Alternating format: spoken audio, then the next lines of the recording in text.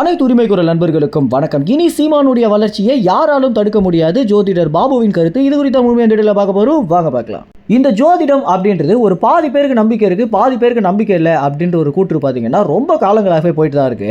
ஒருத்தர் சிலர்லாம் சாமி மேலேயே நம்பிக்கை இல்லை அப்படின்னாலுமே இந்த ஜோதிடத்து மேல மிகப்பெரிய நம்பிக்கை வச்சுட்டு வந்துட்டு இருக்காங்க. இதற்கு முதல் முக்கிய காரணமே அவங்களுக்கு நடந்திருக்கக்கூடிய ஒரு சில நிகழ்வுகள் அப்படின்னு சொல்லலாம். இதற்கு ஜோதிடர்கள் கொடுக்கக்கூடிய விளக்கம் என்ன அப்படின்னா, நாங்க சாமியோட சம்மந்தப்பட்டவங்க இல்லை அப்படின்னும், கிரகங்களை வச்சு கணிக்கிறதுனால நாங்களும் ஒரு சயின்டிஸ்ட் மாதிரி தான் அப்படின்னும் நிறைய ஜோதிடர்கள் பாத்தீங்கன்னா தங்களுடைய கருத்தை முன் வச்சு பேசியிருக்காங்க. இதனாலதான் சாமி மேல நம்பிக்கையே இல்லை அப்படின்னாலுமே ஒரு சில பேர் ஜோதிடர்கள் கேட்டுமே இன்னும் முடிவு எடுத்துட்டு வந்துட்டு இருக்காங்க.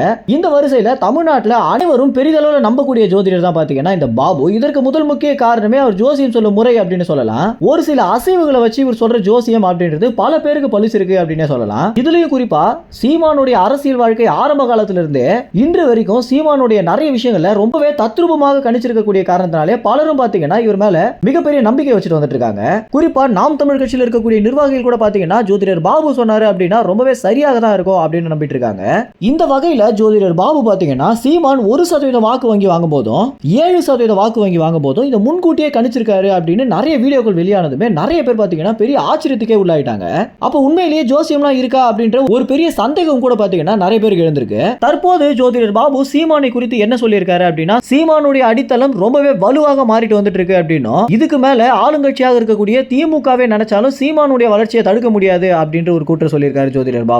இந்த ஒரு வீடியோ பாத்தீங்கன்னா இணையதளத்துல ரொம்பவே வைரலாக மாறி சீமானுக்கு ஆதரவு பாத்தீங்கன்னா அதிக அளவுல பெருகிட்டு வந்துட்டு இருக்கு.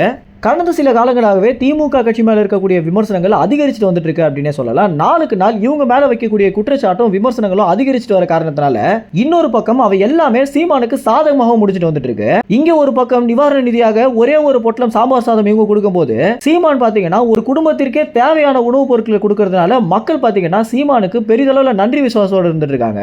இந்த மாதிரியான விஷயங்கள் வச்சுதான் பாத்தீங்கன்னா ஜோதிடர் பாபு தற்போது சீமானுடைய அடித்தளம் ரொம்பவே வலுவாக மாறிட்டு வந்துட்டு இருக்கு அப்படின்ற விஷயத்தை சொல்லியிருக்காரு. மேலும் இந்த தகவல் நீங்க என்ன நினைக்கிறீங்க அப்படின்றது உங்க கமெண்ட்ஸ்ல தெரிவிங்க. நன்றி, வணக்கம்.